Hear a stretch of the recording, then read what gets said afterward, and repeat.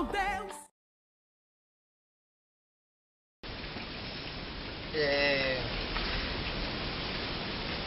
Como que eu posso começar? Não? Tá, vamos, Prefere vai. que eu saia? Fique mais à vontade. Dançar? Saia. Ah, não. Deixa eu falar pra o quê? 1000 pessoas? Não, tem mais. Só que aí a visualização vai ser bem menor. Né? 2, Tecnicamente. 3, 4, 2. Oi, gente! Graça e paz. Acho que é essa a minha frase, né? Esqueci! Oi, gente, graça e paz. Tudo bom com vocês? Eu sou Tairone Eduardo. Estamos aqui para mais uma lição da Escola Bíblica. Que, como vocês já devem ter percebido, eu não sei se eu falei no vídeo passado, mas hoje a aula é super importante e super centralizada, na verdade. Nós vamos falar sobre a possibilidade de termos uma vida santa, né? Como que nós podemos alcançar, como nós podemos chegar. E para isso, eu preciso de uma Bíblia. Vamos usar um versículo como de costume para a lição, né?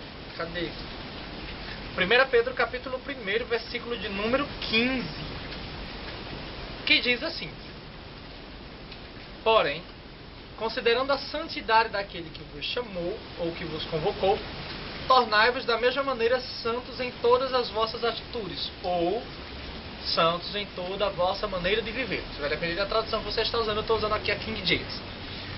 Para quem está acompanhando agora pela primeira vez, nós estamos... Cadê? Lição de número 9, tá? A necessidade. Então vamos a uma primeira base. Normalmente nós dizemos que a santidade ela passa a acontecer na nossa vida a partir do momento que aceitamos a Jesus. Aqui eu entro já num choque muito grande, né? Porque a questão é aceitar ou confessar. É um pouco contraditório, é meio estranho, na verdade, né? Por quê? Nós precisamos de 3 fatores importantes para sermos salvos. De 4, na verdade. Primeiro, confessar a Jesus. Por que confessar? E aqui eu já defendo meu posicionamento. Porque a Bíblia diz que com o coração se crê, mas com a boca se confessa que Jesus Cristo é o Senhor e Salvador da sua vida. Enfim, quando nós confessamos a Jesus, temos a alma regenerada, o espírito justificado e o corpo santificado. Essa santidade, essa ideia de santidade, nós temos já que ter em mente que só podemos ser santos porque nós servimos a um Deus que é santo em sua totalidade. Não existe um Deus que não seja santo para nós. Nós acreditamos em um Deus e esse único Deus, ele é santo. Isso é uma característica absoluta de Deus. É tão verdade isso que quando Isaías está entrando no templo, que tem a visão lá no templo, os atos se moveram, a glória do Senhor se manifestou e tal, Isaías 6. A Bíblia vai dizer que os anjos clamavam uns para os outros, mas ó, que coisa, clamavam uns para os outros dizendo: Santo, Santo, Santo é o Senhor dos exércitos, e toda a terra está cheia da sua glória. A santidade, como característica, é algo que não pode ser comparada. Ela é algo absolutamente qualitativo de Deus. Não tem como você retirar essa santidade, não tem como você falar de Deus sem ver a santidade dele. Talvez aqui entre um problema muito grande. Por quê? Imagina o seguinte comigo. Ser santo, em síntese, em uma forma bem simplista de se falar, é ser separado, ser consagrado. Vai depender do sentido que você vai usar biblicamente. Você pode ser consagrado ou você pode ser separado. Como isso pode acontecer? Levítico capítulo 10, versículo 10, eu vou usar novamente meu telefone. Vamos lá. Eu estou muito moderno esses dias. pelo fator de que eu não estou usando, você está vendo, né, a situação do ser humano. Mas, deixa eu off. Levítico 10:10. Cadê? Eu vou usar a tradução normal para ficar melhor para vocês. Porque pra mim, eu gosto da King James, mas a tradução dela às vezes é muito original e não dá pra fazer diferente. Enfim, enquanto eu encontro aqui o texto, só para vocês terem ideia do seguinte: santidade ou separação a Deus, que é o sentido de santidade, kadosh ou kadosh, nós aqui falamos kadosh, linguagem de brasileiro, mania de falar as palavras com a tonalidade fora do original, comum, coisa normal, que acontece quase todos os dias. E essa separação ela pode acontecer com pessoas, lugares, casas, objetos, templo, dias, festas e tantas outras coisas. Possivelmente eu não sei qual é o espaço que está de qual lado o espaço. Está de cá? Tem mais espaço? Então desse lado de cá, vocês vão estar vendo as referências aqui depois de tudo isso que eu estou falando. As referências bíblicas para essas separações. Tá? Em Levítico 10:10 diz assim: e isso sempre que tiverdes de separar o sagrado e o profano, separar o sagrado do profano e o impuro do puro. Isso aqui é referente à proibição ou algumas regras que estão sendo dadas, melhor dizendo, para Israel. Vai falar sobre essas leis de como tem que ser seguida, e nesse versículo ele vai citar essa separação, essa divisão, tá? Vamos entender o seguinte: hoje nós temos uma ideia de santo, daquilo que é separado, diferente de como era antigamente. Porém, nessa lição, uma frase muito importante me chamou a atenção, que é o seguinte: o sagrado tem que ser tratado como sagrado. Você não tem como desvincular isso. O problema é que, atualmente, nós temos visto inúmeras pessoas, vou colocar essa palavra, mas não é bem essa, mas vou colocar assim mesmo, inúmeras associações àquilo que é profano, dizendo que é sagrado, aquilo que é impuro, dizendo que é puro.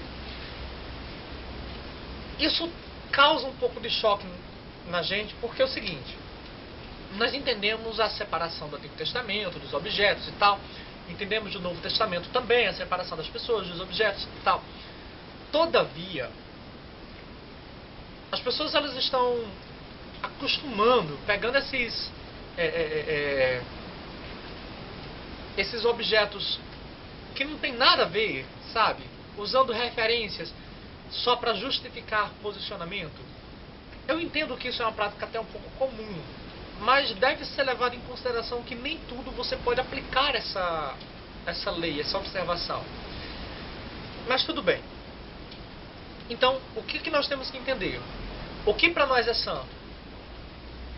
Várias coisas vão ser santas. Por exemplo, a Bíblia, nosso livro de fé, ela é um livro que nós, cristãos, sejam protestantes, católicos ou ortodoxos, os adventistas, e eu não vou falar todas as denominações não, porque senão eu vou passar o dia todo falando só sobre igreja. As denominações que se determinam ou que se dizem cristãs têm a Bíblia Sagrada como santa, um objeto que fala sobre a santidade de Deus. Tá? E isso é algo muito importante para nós. O templo que nós nos reunimos é santo, a Bíblia é um objeto santo, os utensílios da igreja são coisas santas. Por que santas? Porque são separadas exclusivamente para Deus, ou para a obra de Deus. Então nós tratamos essas coisas como sendo objetos santos. Infelizmente vão existir inúmeras pessoas que não vão fazer a mesma coisa, mas tudo bem. Então, deixando bem claro isso daqui, o nosso papel, o nosso chamado, a escolha que Deus fez para a nossa vida é uma chamada baseada na sua própria santidade. Evidentemente, nós temos que ter ideia de que nós só podemos alcançar essa santidade por causa da santidade de Deus, que é pura, que é a essência daquilo que Ele é. Ok? Enfim, vamos entrar agora numa coisa bem importante, que é a ideia de Israel como povo de Deus. O que acontece? Israel, ela é a nação escolhida por Deus para falar do seu amor a todas as outras nações. Entretanto, Israel acaba se restringindo apenas como se eles fossem, apenas eles, o povo escolhido. Eles são a única nação que merece ter a presença de Deus. Na verdade, não é esse o papel de Israel. O papel de Israel é, nesse caso, pregar, falar de Deus às outras nações e trazer essas outras nações para perto. Quando Israel passa durante todo o processo histórico e ela não consegue realizar esse papel, então essa Israel que era povo de Deus, e isso nós vamos ter base em Êxodo 19, versículos 5 e 6, esse papel de propriedade exclusiva de Deus agora passa à igreja. Em 1 Pedro, capítulo 2, versículo 9. Lembra lá? Vós sois a geração eleita, sacerdócio real, nação santa, o povo adquirido, para que anuncieis, eu não sei se está bem assim, mas para que anuncieis as virtudes daquele que vos chamou das trevas para a sua maravilhosa luz. Esse papel, na versão King James, já está a vós sois propriedade exclusiva. Essa povo santo, o povo adquirido, vai estar como propriedade exclusiva. Então, é algo que tem que ser levado em consideração. Era um papel que era de Israel e agora é passado para o povo cristão, para o povo que agora é povo de Deus. É aquilo que João escreve lá no Evangelho, quando ele diz que Jesus veio para o que era seu, mas os seus não receberam. Mas a todos quanto receberam, deu-lhes o direito de serem feitos filhos de Deus. Até o presente momento eram apenas criaturas. Só que quando nós confessamos a Jesus, nós passamos a ser filhos de Deus. Tá? Claro que para que essa santidade existente na nação, no povo de Deus, vai haver basicamente uma guerra contra aquilo que vai de encontro aos princípios de santidade, que basicamente se resume em dois, que seria a prostituição, que vai abranger toda a parte, vamos dizer assim, sensual, erotizante da situação, e a idolatria, que vai falar das glórias humanas, do homem quando ele tenta ter o próprio poder e a sua grandeza manifestada para que ele cresça, né? E não para que Deus seja glorificado na vida dele. E isso acaba gerando um confronto com os princípios bíblicos. E essa santidade só pode existir, nesse caso, se o homem entender que não há outro Deus e as glórias que possam existir têm que ser designadas a Deus. E essa erotização, essa prostituição, essa promiscuidade existente, isso é iniquidade aos olhos de Deus. Tudo que é iniquidade acaba causando destruição. A prova disso está lá em Gênesis 6, que por causa da iniquidade, Deus acaba decidindo mandar o dilúvio sobre a terra, por causa que aumentou a iniquidade sobre a terra.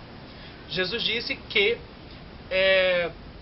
naquele grande dia, quem negar a ele aqui na terra, quando for falar com ele, ele vai dizer o quê?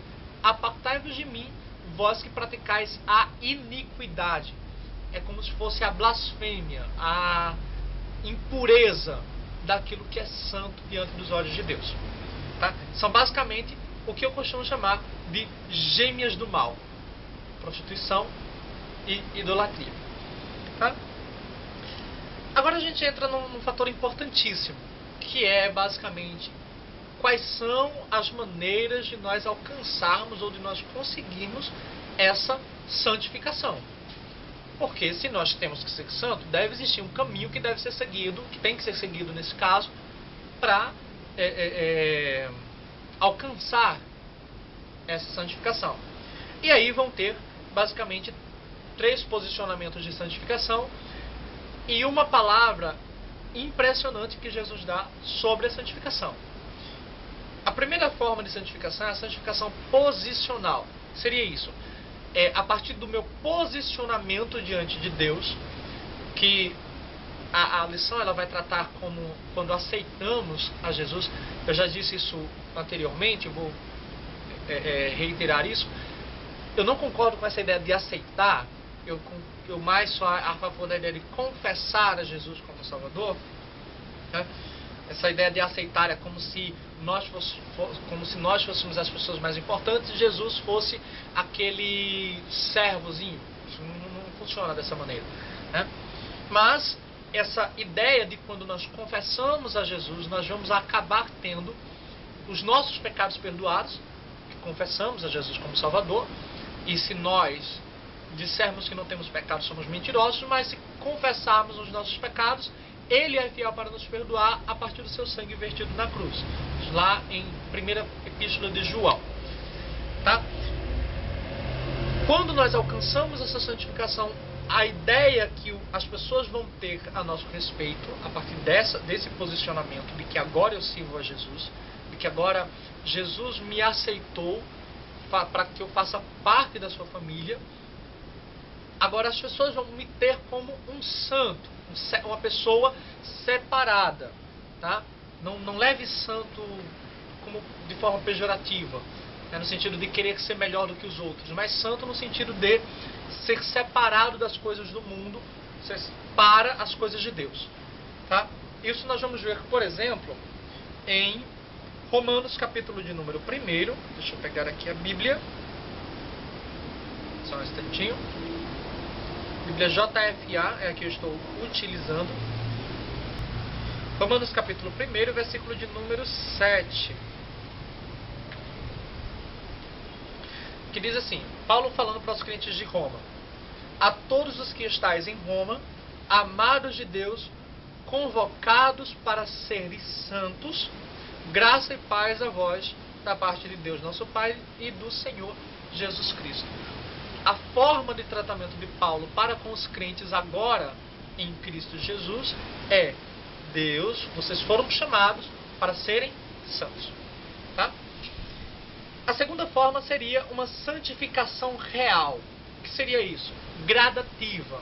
É uma santificação progressiva, algo que vai ter um ponto de partida e um ponto final, que a gente chega já lá no ponto final. Essa santificação real, ela parte de uma visão de não seguir os princípios mundanos, passar a seguir os mandamentos de Deus e deixar de ser um crente carnal para crescer como um crente espiritual. Para isso, nós vamos ter que entender que é necessário esse crescimento. Como base, você pode, por exemplo, ver em 2 Pedro. Chega aqui, eu errei o livro aqui. 2 Pedro, capítulo 3, versículo de número 18. Para que a gente cresce? Vamos lá. Como é que a gente cresce? Crescemos na graça, crescemos no conhecimento de nosso Senhor Jesus Cristo. Esse crescimento gradativo, progressivo, quando nós crescemos na graça e no conhecimento, é essa graça manifestada através do amor de Deus, pelo sacrifício de Jesus, que nos torna santos. O conhecimento dessa graça faz com que eu abra mão de princípios mundanos para seguir os princípios de Deus. Então, esse abrir mão dos princípios mundanos e seguir os princípios de Deus faz com que eu tenha uma vida crescente, progressiva, em graça e em conhecimento diante de Deus. Por fim, a última forma de santificação é uma mais simples, vamos dizer assim, em tese, na verdade. Seria a glorificação. Qualquer que tem nele essa esperança purifica-se mesmo como ele é puro. Purifica-se a si mesmo, assim como ele é puro. Né? O que acontece? Qual é essa esperança? A esperança de que um dia Jesus voltará e a arrebatará a sua igreja e a levará para o céu. E aí, lá em 1 Coríntios 15, versículos 50, 51 e 52, se não me falha a memória, vai falar sobre esse corpo glorioso, que no momento, no abrir e fechar de olhos, ante a última trombeta de Deus, os mortos ressuscitarão, nós os vivos seremos transformados e receberemos então um corpo de glória semelhante ao corpo dos anjos. Não é a mesma coisa não, é semelhante. Então, a partir dessa ideia minha Bíblia online, que eu saí de novo. Isso vai ser cortado, né? Essa parte que eu estou pesquisando. Filipenses, capítulo 3, versículo de número 11. Então, a nossa esperança, que seria nesse caso a ressurreição, que diz que, com o propósito de, seja como for a ressurreição dentre os mortos, nela está presente. Ou seja, se por algum acaso, vamos dizer que acaba, estou desejando mal de ninguém, mas vai que você morre antes de Jesus voltar. A esperança ou a expectativa disso seria a ressurreição, para que se tenha esse corpo glorioso. Por isso essa expectativa de ter essa esperança e acreditar nessa glorificação do corpo. Tá? E aí, por fim, uma pergunta simples, que eu acho que depois de todo esse vídeo já deve ter sido respondida. É possível ser santo?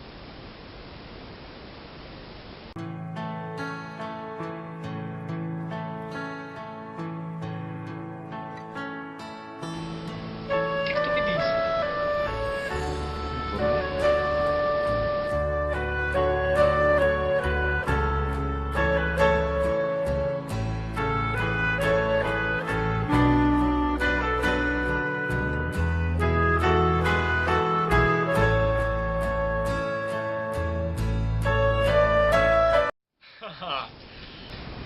É possível ser santo? É possível sim. A partir de quê? Jesus lá no Evangelho de João, capítulo 17, versículo 17, diz assim: santifica-os na verdade.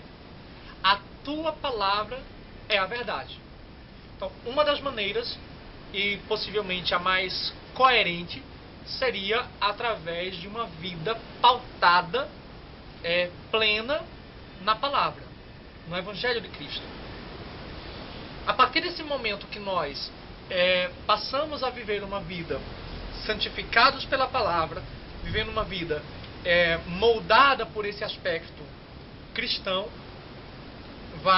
nós vamos ter agora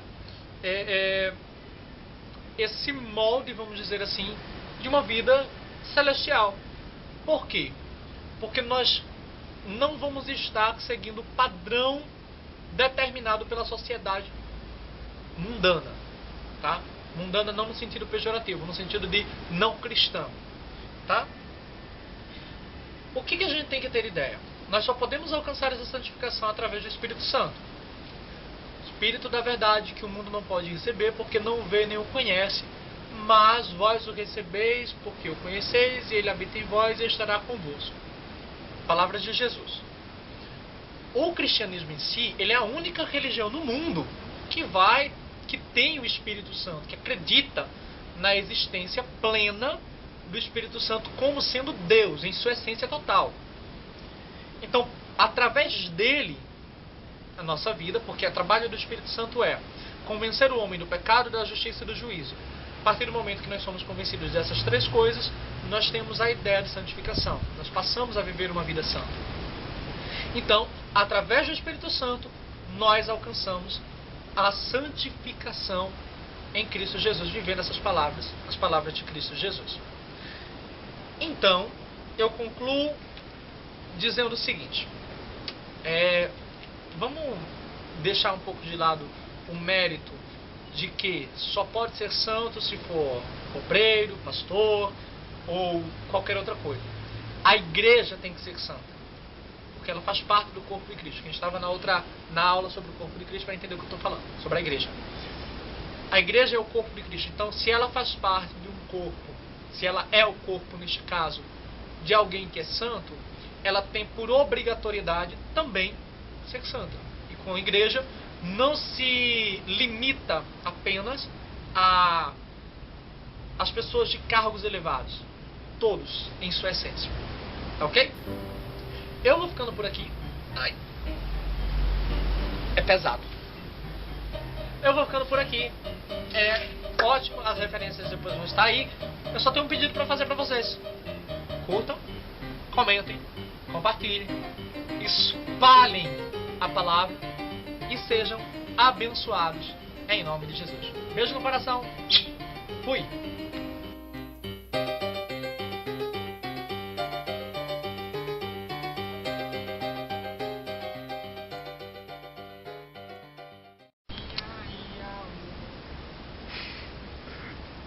sério isso? Você queria me esconder isso? Ah, vamos lá.